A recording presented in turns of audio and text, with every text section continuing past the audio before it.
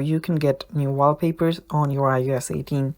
Now before we start, if you are new to our channel, just head down below and hit the subscribe button so you don't miss out on our future videos.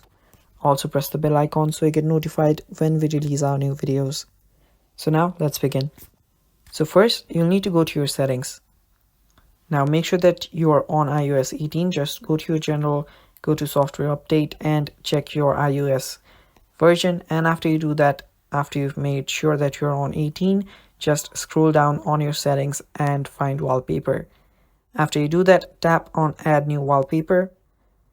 And there you will see under featured iOS 18. Just tap on iOS 18 and you will see all of the iOS 18 wallpapers. So if you swipe, you will see different color variations too. So just choose the one that you like and tap on add. And after you do that, just tap on set as wallpaper pair and you'll have added a new wallpaper of your iOS 18. So it's that simple, guys, and that is basically all for the video too. Thank you for watching. Stay tuned for more and bye bye.